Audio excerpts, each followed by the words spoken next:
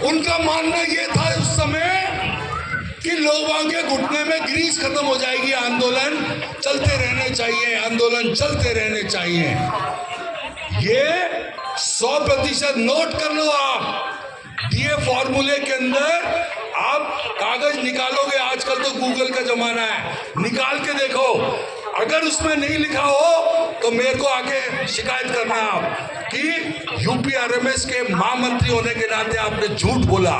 उसके अंदर लिखा हुआ है कि रेलों के अंदर जितनी भी फेडरेशन है, दूसरी लाल झंडे समेत जो बिना मान्यता प्राप्त थे और मान्यता प्राप्त थे, एक्सेप्ट एनएफआईआर, किसी ने भी उसमें पार्ट नहीं लिया। ये 100% सही है। आज तक उसको एंजॉय कर रहे हैं ना, आने वाली पीढ़ी भी करेगी। महंगाई से राहत हमें मिलती रहेगी और इसका सिर्फ और सिर्फ एनएफआईआर को श्रेय है। दूसरा कोई आ जाए तो मेरे पास रात को 2 बजे भी आप फोन कर सकते हो, आप मुझसे पूछ सकते हो कि ये ऐसे कह रहे हैं कि हमारा श्रेय है। हमारा यहाँ पे मेरे पास प्रतिवेदन है, मोटी किताब है जो लोकसभा से पारित हुई है, ये लोकसभा से नियम बना हुआ है डीए का। दूसरा एक और चीज आपको बताऊं, hours of employment regulation act, उसमें बदलाव के लिए परिस्थितियां आ गई थी, दिक्कतें हो रही थी। गेटमैन 24-24 घंटे काम करा करते थे, किसी के कोई कार्य के घंटों की लिमिट नहीं थी। जितना वो कार्य कर रहे थे, फिजिकल एक्सरसाइज कर रहे थे, उसके अंदर उनको उस हिसाब से पेमेंट नहीं मिल रहा था। कार्य के घंटों की लिमिट नहीं होने से ओवर टाइम का भुगतान नहीं हो रहा था। एनएफआईआर याद करो, लिख लो कहीं पे, एनएफआईआर और सिर्फ एनएफआईआर ने मियां भाई ट्रिब्यूनल, एनएफआईआर की मांग पे भारत सरकार ने मियां भाई ट्रिब्यूनल, जस्टिस मियां भाई ट्रिब्यूनल, हाई कोर्ट के जज थे वो, उनकी अध्यक्षता के अंदर ट्रिब्यूनल बनाया। और मुझे कहते हुए हर्ष है, इस मियां भाई ट्रिब्यूनल के समक्ष भी सिर्फ और सिर्फ एनएफआईआर ने पार्टिसिपेट किया, दूसरा कोई उसके अंदर नहीं है। ये लाल झंडे वालों ने उसके अंदर भी बाइकआउट किया, लिखा हुआ है, वो लिखा हुआ है आपके सामने। और आज जो आपको ओवर टाइम मिलता है ना, सबको ओवर टाइम, अगर कार्य के घंटों से ज्यादा आप लोग काम कर रहे हैं तो समय पर ही भत्ते का भुगतान होता है। टैगमैन डिनर, पॉइंट्समैन, जो फिजिकल लेबर कर रहे हैं, उन सब के वेतनों में बढ़ोतरी हुई, उनके कार्य के घंटे तय हुए, उसमें नियमों में संशोधन हुआ।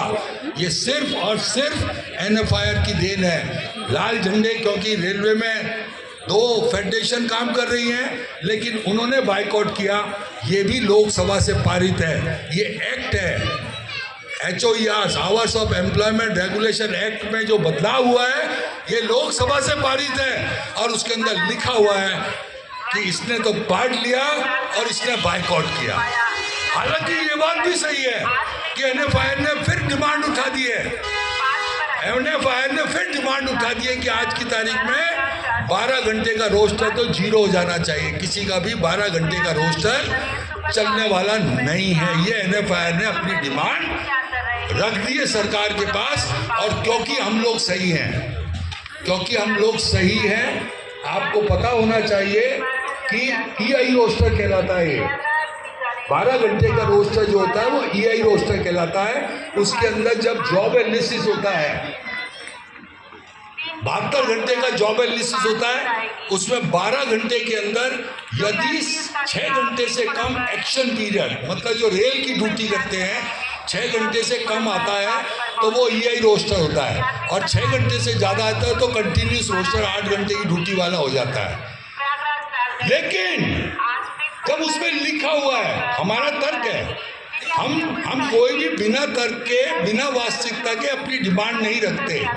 उसमें तर्क है इस बात का कि जब hours of employment regulation act ये कहता है कि 12 घंटे की ड्यूटी में लेस देन 6 आवर्स वो रेल का काम करेगा, बाकी मोर देन 6 आवर्स वो रिलैक्स रहेगा। आज रिलैक्स पे क्या करते हैं अधिकारी, क्या करते हैं रिलैक्स होने पे?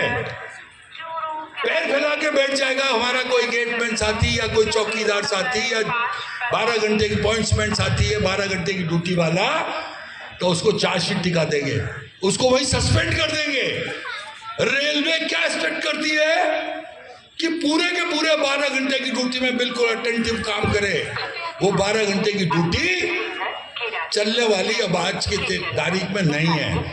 जब ये बना था मियाँ भाई ट्रिब्यूनल, जब बना था वो 74 की बात है।